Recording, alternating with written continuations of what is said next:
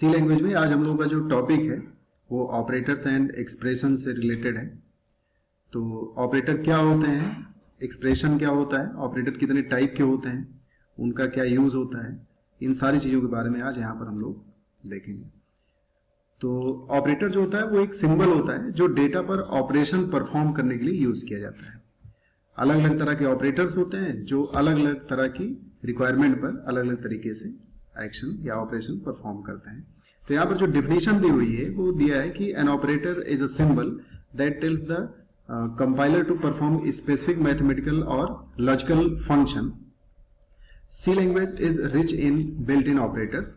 यहाँ पर कुछ टाइप दिए हुए हैं ऑपरेटर्स के, तो जैसे अरिथमेटिक ऑपरेटर है, रिलेशनल ऑपरेटर है, लॉजिकल ऑपरेटर है, बिटवाइज ऑपरेटर है, assignment operator and Mishk operator है। तो सबसे पहला जो यहाँ पर ऑपरेटर दिया हुआ है वो अरिथमेटिक ऑपरेटर है। अरिथमेटिक ऑपरेटर का मतलब क्या होता है, जो बेसिक कैलकुलेशन के लिए यूज किए जाते हैं, जैसे प्लस है, माइनस है, मल्टीप्लाई है, डिवाइड है या फिर मॉडुलस ऑपरेटर है। तो जैसे यहाँ पर एक एग्जाम्पल के थ्रू समझाने का प्रयास किया गया है। Assume variable A hold 10 and variable B hold 20। तो यहाँ पर दो वेरिएबल को बनाया गया है, उसमें एक टेम्परेरी वैल्यू ऐसे डाल दी गई है एग्जाम्पल को समझाने के लिए। इससे ए में 10 है और बी में 20। तो इन्हीं दोनों के यहाँ पर कैलकुलेशन करके इसको डिफाइन किया गया है। पहला ऑपरेटर है प्लस, तो इसका काम क्या होता है, ऐड करना। दो नंबर को ऐड करने के लिए, दो या दो से अधिक नंबर को ऐड करने के लिए हम लोग क्या यूज करते हैं, प्लस ऑपरेटर यूज करते हैं। जैसे यहाँ पर प्लस का जो यूज करके दिखाया गया है, a plus B equal to 30। तो a में कितना है 10 है, b में कितना है 20 है, तो ये जो रिजल्ट आ रहा है वो आपका 30 रिजल्ट आ रहा है। इसी तरह से माइनस है, फिर मल्टीप्लाई है, डिवाइड है, मॉडुलस। ये ऑपरेटर जो है, ये आपका जो ऑपरेटर होता है वो रिमाइंडर निकालने के लिए यूज किया जाता है, जिसको बोलते हैं शेष निकालना। उसके बाद यहाँ पर प्लस प्लस है, माइनस माइनस है, ठीक है। तो ये एक्चुअली इसको हम यूनरी ऑपरेटर भी कहते हैं, जो प्लस प्लस और माइनस माइनस है। और ये जो दिया गया है ये आपका बाइनरी ऑपरेटर के अंतर्गत आता है। अरिथमेटिक ऑपरेटर जो होता है वो अरिथमेटिक ऑपरेटर में ये बेसिक तो plus minus multiply divide modulus ये दिया ही गया है, प्लस इसमें जो प्लस प्लस और माइनस माइनस है इसको हम यूनरी ऑपरेटर भी कह सकते हैं। इसका मतलब ये होता है कि एक ऑपरेंड पर ही ऑपरेशन परफॉर्म करता है। एक ऑपरेंड का मतलब क्या हुआ कि जैसे प्लस है तो ए प्लस बी, मतलब उसके लिए दो ऑपरेंड चाहिए, लेकिन जो प्लस प्लस है वो क्या करता है, वो सिंगल ऑपरेंड, या तो ए पर काम करेगा तो बी में। और ये सिर्फ या तो एक का इंक्रीमेंट करता है और या तो एक का डिक्रीमेंट करता है। फिर इसके बाद दिया हुआ है यहाँ पर रिलेशनल ऑपरेटर।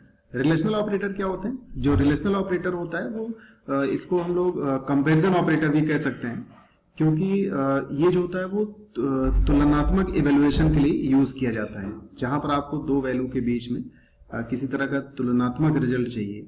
ठीक है, तुलनात्मक मतलब क्या होता है कि जैसे चेक करना है दोनों सेम है या नहीं है, कौन सा बड़ा है कौन सा छोटा है, ठीक है, बड़ा है या बराबर है, मतलब इस तरह से जहां पर इक्वलिटी या लेस देन ग्रेटर देन जैसे ऑपरेशन परफॉर्म करने होते हैं उसके लिए हम लोग यहाँ पर रिलेशनल ऑपरेटर यूज करते हैं। रिलेशनल को कुछ लैंग्वेज में कंपैरिजन ऑपरेटर के तौर पे भी जाना जाता है। तो यहाँ पर दिया हुआ है जैसे डबल इक्वल टू है, नॉट इक्वल टू है, ग्रेटर देन है, लेस देन है, ग्रेटर देन इक्वल टू है, less than or equal to है, इस तरह से ये सब रिलेशनल ऑपरेटर के अंतर्गत आते हैं। अब यहाँ पर जैसे एग्जांपल के थ्रू समझाया गया है कि जैसे a में 10 है, b में 20 है, तो अगर इक्वल टू, तो मतलब a इक्वल टू b, इसका मतलब क्या a b के बराबर है, तो a में 10 है, b में 20, कंडीशन सही नहीं है, इसका मतलब क्या होगा, रिजल्ट फॉल्स देगा।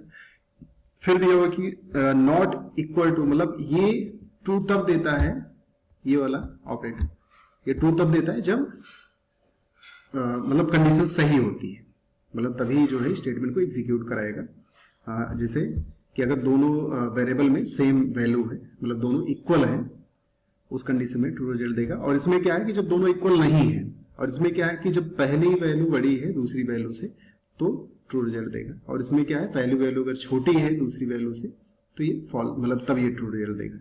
ये greater than or equal to है, ये less than or equal to है, ठीक है।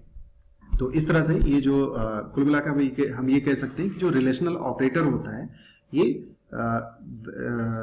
तुलना, मतलब तुलनात्मक इवैल्यूएशन वगैरह के लिए यूज किया जाता है। इसको हम कंपैरिजन ऑपरेटर के तौर पे भी जानते हैं। और लॉजिकल ऑपरेटर।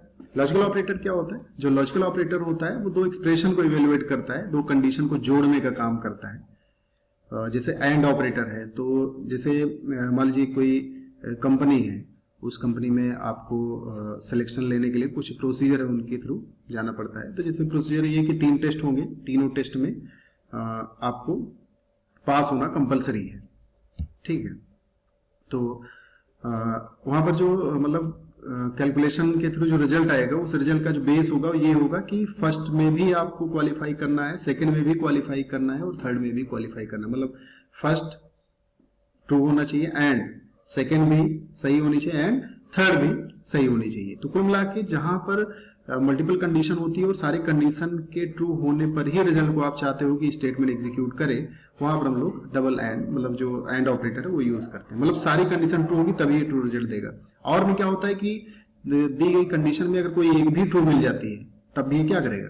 ट्रू रिजल्ट दे देगा। और का मतलब ये क्या होता है कि या तो पहली सही या तो दूसरी या तो तीसरी, जितनी भी कंडीशन है उसमें कोई अगर एक भी सही है तो ये ट्रू रिजल्ट दे देता है। बट एंड जो होता है वो क्या करता है कि जब तक सारी कंडीशन सही नहीं मिलती तब तक वो ट्रू रिजल्ट नहीं देता है। नॉट में क्या होता है कि जब कंडीशन ट्रू होती है तो ये फॉल्स देता है और जब फॉल्स होती है तो ट्रू रिजल्ट जनरेट करता है, ठीक है। तो अलग अलग कंडीशन में इसका अलग अलग तरीके से यूज करते हैं। यहाँ पर बिटवाइज ऑपरेटर दिया हुआ है। बिटवाइज ऑपरेटर क्या दिया है कि bitwise operator works on bits and perform bit by bit operation, ठीक है। तो इसकी कुछ टेबल्स वगैरह दी हुई है यहाँ पर, और ये बिटवाइज ऑपरेटर के नेम दिए हुए हैं। जैसे एंड है, बिटवाइज एंड ऑपरेटर है, बिटवाइज और ऑपरेटर है, बिटवाइज ये जॉर ऑपरेटर बोलते हैं इसको, ये टिल्ड का सिंबल होता है, ठीक है।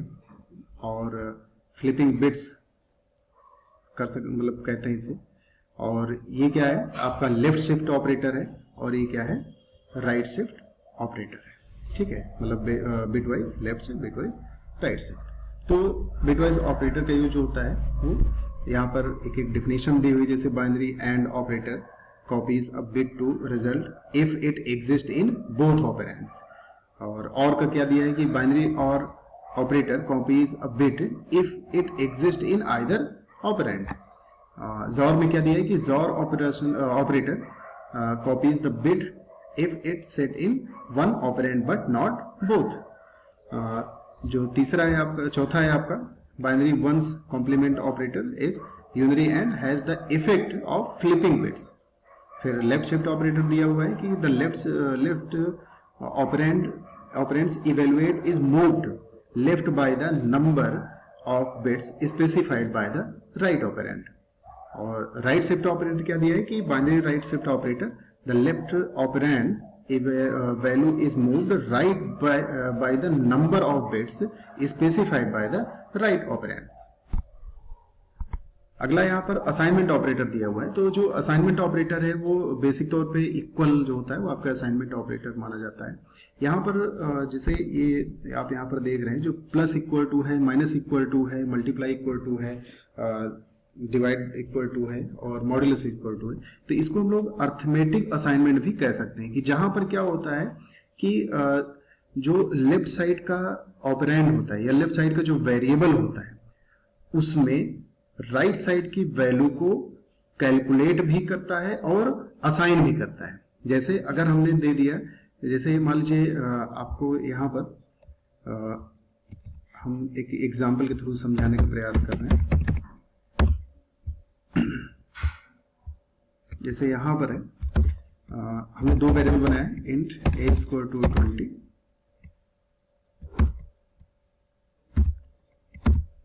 b equal to 30। तो एक सिंपल ये होगा कि a equal to a plus b। तो इसका रिजल्ट क्या आएगा? a की जो वैल्यू होगी वो आपकी 50 हो जाएगी, ठीक है। इस चीज को हम ऐसे भी लिख सकते हैं कि a plus equal to b। अब यहां पर देखिए ये जो है ये अर्थमेटिक असाइनमेंट ऑपरेटर है। अर्थमेटिक असाइनमेंट मतलब क्या होता है कि पहली चीज तो कैलकुलेशन करेगा और प्लस असाइन भी करेगा। तो यहां पर क्या है कि आपका ये, इसका मतलब ये हुआ कि ये लेफ्ट साइड का ऑपरेंड है, सबसे पहले क्या काम करेगा? प्लस करेगा किसको? b को। किसमें? लेफ्ट साइड के ऑपरेंड में। और जो प्लस करने के बाद जो रिजल्ट आएगा उसको जाकर के फिर से ए में असाइन कर देगा। तो प्लस करने का मतलब क्या हुआ कि ए में 20 है, बी में 30 है, ठीक है, तो 20 में 30 प्लस किया तो 50 आ गया, 50 कहां पर असाइन कर दिया, ए में असाइन कर दिया, ठीक है। तो अर्थमेटिक असाइनमेंट का मतलब ये होता है कि जहां पर असाइनमेंट करने के साथ साथ, या कह सकते हैं जहां पर कैलकुलेशन करने के साथ साथ वो लेफ्ट साइड के ऑपरेंड में रिजल्ट को असाइन भी करता है, तो वहां पर जिस तरह के ऑपरेटर्स को हम यूज करते हैं उसको हम क्या बोलते हैं, अर्थमेटिक असाइनमेंट। या फिर अगर हम सिर्फ असाइनमेंट की बात करें तो जो असाइनमेंट ऑपरेटर होता है वो आपका इक्वल होता है, सिर्फ इक्वल, मतलब ये जो दिया हुआ है यहां पर, ये असाइनमेंट ऑपरेटर है, ठीक है। बाकी इन सारे ऑपरेटर को हम अर्थमेटिक असाइनमेंट भी कहते हैं।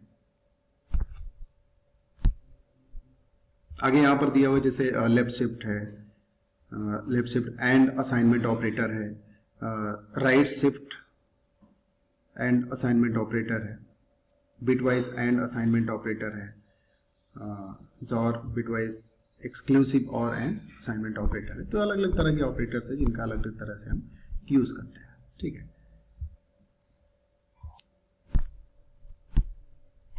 अगला यहां पर दिया हुआ है मिस का ऑपरेटर, जिसमें size of and ternary operator को मेन इंपॉर्टेंस दी गई है। Beside the operator discussed above there are a few other important operators include size of and ternary या फिर colon supported by the C language, ठीक है। तो यहां पर दिया हुआ है जैसे साइज ऑफ ऑपरेटर होता है, इसका काम क्या होता है, return the size of a variable, right. जो एंड ऑपरेटर होता है उसमें क्या दिया है कि return the address of a variable. Multiply जो दिया हुआ है asterisk pointer to a variable. Ternary operator इसको बोलते हैं, ये जो यहाँ पर समझाने का प्रयास कर रहे हैं, ये इसको बोलते हैं टर्नरी ऑपरेटर, ये वाला, ठीक है। कंडीशनल एक्सप्रेशन, तो इसमें क्या होता है कि if condition is true then value x, otherwise value y। तो कंडीशन इसमें क्या होता है कि मतलब बिना इफ कंडीशन के आप बेसिक तौर पे दो वैल्यू में मतलब कंपेयर कर सकते हो, चेक कर सकते हो, ठीक है, कि ग्रेटर देन लेस देन, या बेसिक ऑपरेशन जो होता है तो मतलब कंपेयर करने के, वो आप कर सकते हो विदाउट यूजिंग इफ कंस्ट्रक्ट।